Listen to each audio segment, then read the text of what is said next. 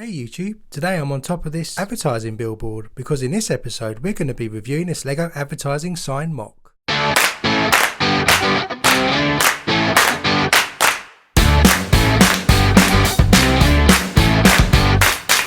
Hey guys, and welcome to Brick Talk TV.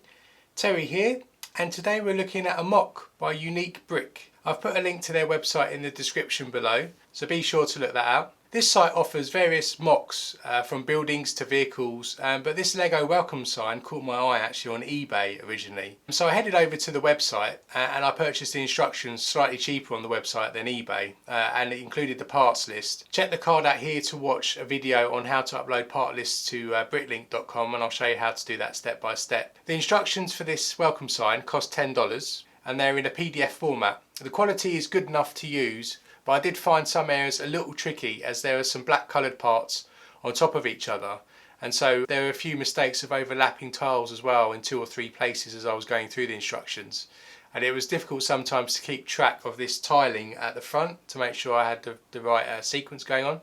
So I think they could have improved the quality of the instructions slightly, but overall I think they were good enough in order for me to construct this finished sign, with a few corrections along the way as I went through. So the parts for this cost between £70 and £80 at the time of recording. It's made up of 786 standard parts, but you may find that some plates are a tad expensive. There's quite a lot of 6x8 plates in here, and they seem to be quite expensive at the moment, so be careful and sort of shop around to find good deals on those, because you'll need quite a few of them as they form most of the back part of the sign. They suggest that it's going to take about 5 hours to build this from start to finish. I did it in about 2 hours, even with the slowness of some of the instructions and having to correct things. But depending on your skill with the brick, it may take you up to 5 hours. The sign is actually a lot larger than I imagined, so let's take a quick look at some of the features. So you've got this big massive sign at the top with this nice LEGO logo that's mapped out in tile pieces. I think it's pretty good. There's probably a couple of areas maybe I might go back and sort of tweak where I think maybe the letters are probably not quite right, but for me, from a distance, I think this looks quite good. I like the lights that they've got here as well, which are signifying shining up to light up the sign, and maybe even in the future you could replace some of these bricks with some lit bricks, especially if LEGO starts to issue those properly, some lighting sets. It might look quite effective. And then you've got some fence pieces used along the bottom here to form a grille, which you'd imagine that maybe people might walk on when they're trying to put up a new poster. I also like the fact that this sign could be quite versatile. So now I've got it constructed, I could actually change this the sign and put some different types of signage on here.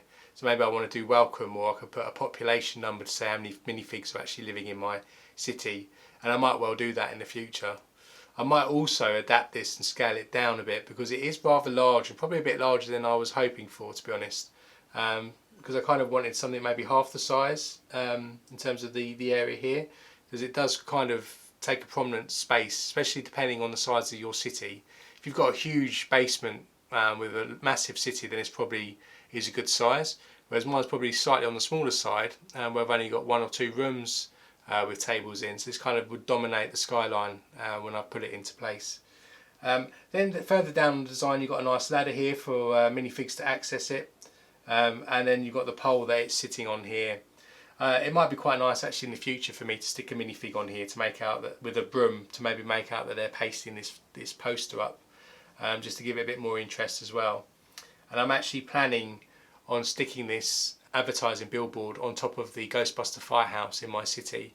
And what I have noticed is that this can be a little bit flimsy on top. It's actually just stuck in, if I rotate this round, it's actually stuck in with just some bracket pieces, 4 bracket pieces here, which was a bit of a challenge, and I think it may need a couple more because it is quite heavy.